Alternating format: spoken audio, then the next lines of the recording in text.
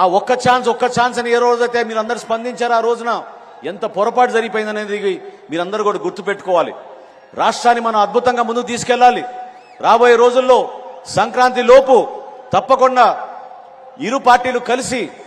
ఒక చక్కటి మేనిఫెస్టో తయారు చేసి ఏ విధంగా తెలుగుదేశం పార్టీ నుంచి సూపర్ 6 ఏర్పాటు చేశారో, గతంలోనే జనసేన పార్టీ నుంచి ఒక అద్భుతమైన ఆలోచనతోటి షణ్ముఖ వ్యూహం అని ఆ రోజు పవన్ కళ్యాణ్ గారు ఆవిష్కరించారో దాన్ని ప్రజల్లో తీసుకెళ్ళడానికి మన కార్యకర్తలు నాయకులందరూ కూడా సిద్ధమవ్వాలి. ప్రతి ఇంటికి వెళ్లి ఏ విధంగా యువతకు మన ఉపాధి అవకాశాలు కల్పించడానికి సిద్ధమయ్యామో,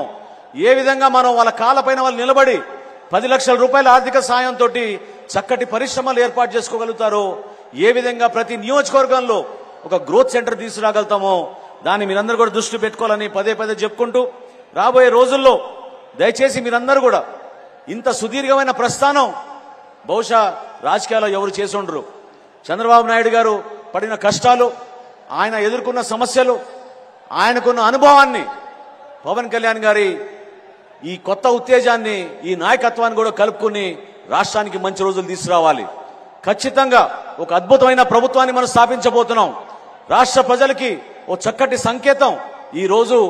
ఈ ఉభయ పార్టీలు కలిసి ఇంత అద్భుతమైన కార్యక్రమంలో మనం పాల్గొనడం ఒక గొప్ప కార్యక్రమంగా మనం భావించడమే కాకుండా మరొక్కసారి లోకేష్ గారిని ఆయన ఈ 3000 కిలోమీటర్ల పాదయాత్రలో 262 రోజులు ఆయన చేసిన ఈ ప్రస్థానంలో ఎన్నో లక్షల మంది కలిశారు. ఎంతో ఓపికగా ఆయన చేశారు.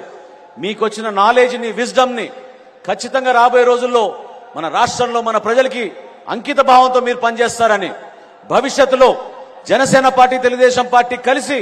ఒక అద్భుతమైన ప్రభుత్వాన్ని ఏర్పాటు చేసి ప్రజలకి అంకిత భావంతో పనిచేస్తామని ఈ సందర్భంగా మరొకసారి మీ అందరికీ తెలుపుకుంటూ, జనసేన పార్టీ తరఫున ఏ విధంగా